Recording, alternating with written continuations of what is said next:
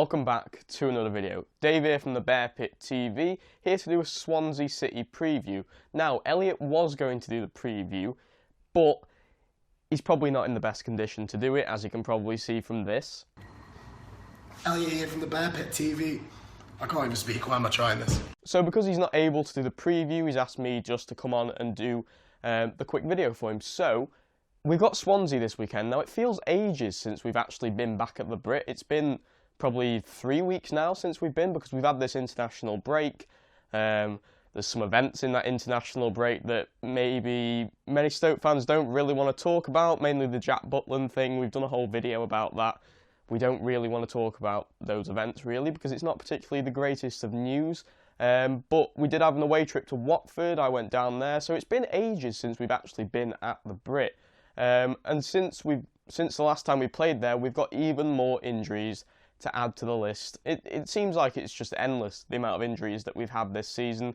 But new injuries to add to the club are Jack Butland with a broken ankle. As I said before, we've done a video on that, so that is terrible news that he's out for the season, because he's been the player of the season, and now that he's out, it's just awful. And then John Walters is recently out. He's had an operation on his knee. He's been having trouble with it all season, really. So he's now out for about 6 to 8 weeks, which should get him back for the Euros in Ireland, but he's not going to be playing for Stoke again this season, which is sad, because he's had quite a good season, in my opinion. And finally is Jeff Cameron, who got injured on his USA duties, so he's probably a doubt for the game against Swansea this weekend, which isn't very good in the grand scheme of things, because the defence is short anyway, and for Jeff Cameron to go out, it kind of just adds to the endless list of trouble that we've got in defence. But another point going into this game is the goalkeeping situation, because obviously all season Jack Butland hasn't been able to be taken out a goal because he's been that good in every game that he's played in. So going into this week, it's a bit weird going to see a different goalkeeper playing for us in the Premier League. But we have got Jakob Haugaard, the young Danish keeper. I've seen him play once before. He did very well at Doncaster in the FA Cup. Or Shay Given, the experienced Premier League keeper. Now, it's going to be up to Mark Hughes to decide which one of these he's going to go with, because they're completely different.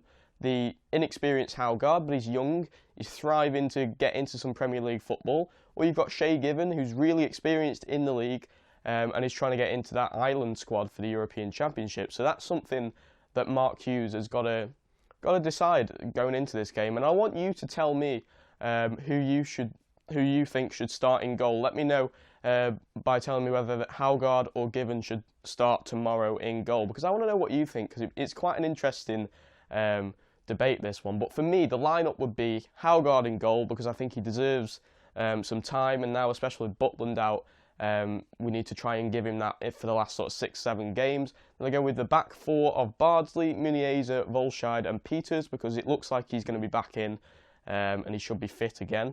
Then Imbula and Whelan sitting in front like normal, and then a front four of Ibrahim Afellay on the right, Bojan, Arnautovic on the left, and Joselu up front.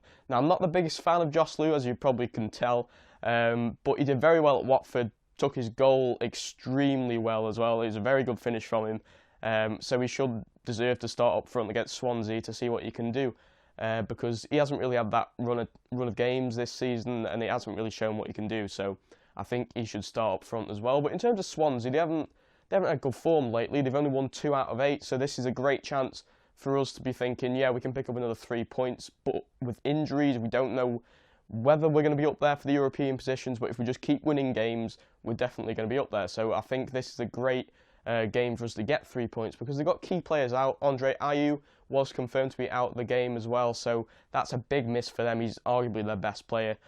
So for him to be out is a massive loss for them. And in terms of the score prediction, for me, I think it is going to be a routine win for Stoke. Not many goals in it because of the players we got out, but I'm going to go with a 1-0 Stoke win. I'll go with an Arnautovic goal as well, because he seems to be scoring in every game pretty much for us at home. So I'm going to go with an Arnautovic goal for a 1-0 Stoke win. But that was the quick preview for Swansea at the weekend, guys. I really did hope you enjoy it.